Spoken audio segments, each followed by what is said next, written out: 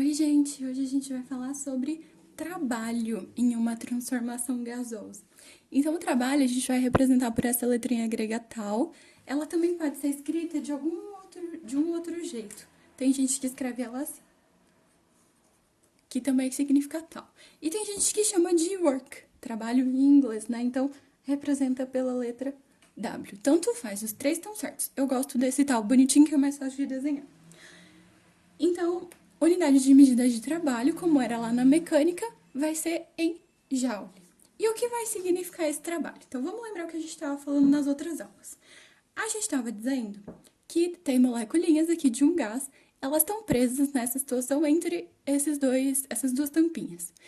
Essas moléculas não estão paradas. Então, conforme elas vão colidindo, se essa tampinha do meio estiver solta, não estiver presa, a colisão das moléculas sobre ela vai fazer com que ela se mova. Então, se essas moléculas trombarem nela o suficiente, fizerem uma força nela o suficiente, ela vai sofrer um certo deslocamento. E esse deslocamento, associado a uma força, vai ser responsável pela existência de um trabalho, porque trabalho, lembram? Era força vezes deslocamento vezes o cosseno do ângulo entre a força e o deslocamento. Então, vamos supor que aconteceu isso. As moléculas trombaram, fizeram uma força para a direita e o êmbolo, que é o nome bonito da tampinha, andou para a direita. Então, a força é para a direita e o deslocamento também. Qual é o ângulo entre eles? Se os dois são para o mesmo lado, o θ é igual a zero e cosseno de zero é 1, certo? Isso é o que a gente chama de trabalho espontâneo. Mas pode acontecer de, em vez de os gases trombarem no êmbolo e ele andar, eu vir aqui e empurrar, comprimir o gás. O que acontece? Foi contra a vontade deles, né? Então a gente vai chamar isso de forçado, porque o gás nunca vai se contrair por vontade própria. Ele sempre quer expandir, as moléculas estão trombando ali naturalmente. Elas nunca vão parar de trombar naturalmente. Entenderam? Então, como a gente vai calcular isso? A gente sabe que pressão é força sobre área, certo? E o choque das moléculas tem a ver com pressão. Lembram das últimas aulas? Então, se eu multiplicar aqui em x, a pressão vezes a área, né, vai ser igual a força. Lembrando que força é em Newton, área é em metro quadrado, a área vai ser relativa à tampinha, né, então depende do tamanho do êmbolo. E a pressão em Newton por metro quadrado, que é a mesma coisa que Pascal. Se eu pegar essa fórmula da pressão, aliás, da força em função da pressão, e substituir aqui no trabalho, eu vou chegar, já ignorando o sinal, sem pensar se é forçado ou se é espontâneo. Eu vou chegar em uma fórmula especificamente para o trabalho em transformações gasosas.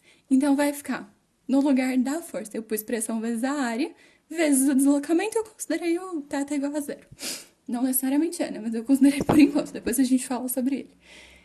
A vezes D vai ser a área do êmbolo vezes o deslocamento, que se vocês imaginarem bem, ó, isso daqui é um cilindro. E o volume de cilindro é a área da base vezes a altura.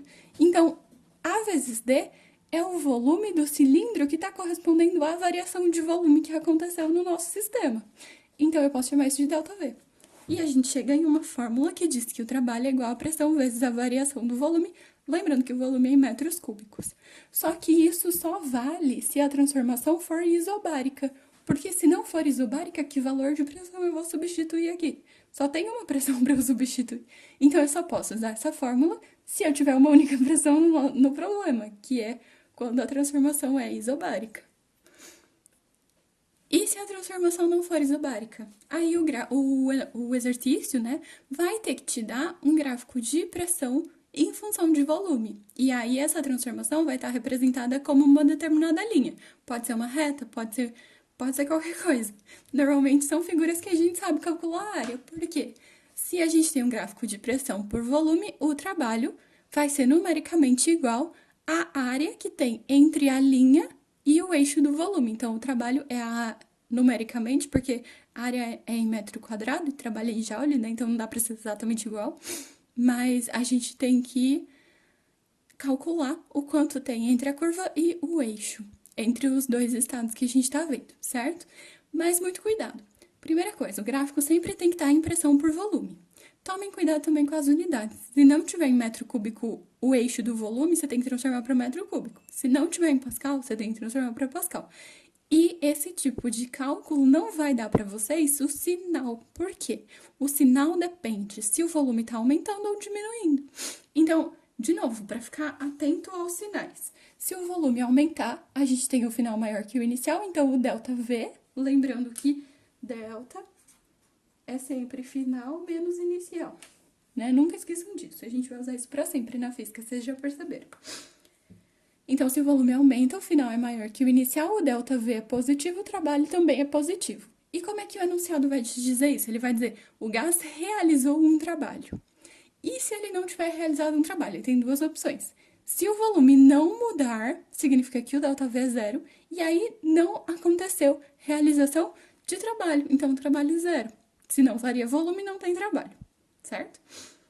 E a outra opção é o volume diminuir, que era aquele caso forçado. O volume final era menor que o inicial. Então, o ΔV vai dar menor que zero, vai dar negativo. E por isso o trabalho também vai dar negativo. Então, na hora que vocês calculam a área, por exemplo, vocês sempre tem que tomar cuidado em analisar qual dessas situações está acontecendo. Se a gente tem o eixo do volume aqui indo para a direita, quer dizer que quanto mais para a direita, maior é o volume. Então, nessa situação aqui, por exemplo, a gente tem que o volume do B é maior do que o volume do A. Então, a gente vai ter um ΔV positivo, né? Então, o trabalho aqui também vai ser positivo. Agora, se ele tivesse indo do B para o A, indo aqui para a esquerda, aí o volume estaria diminuindo e a gente teria essa situação aqui de baixo. Certo? É isso, gente.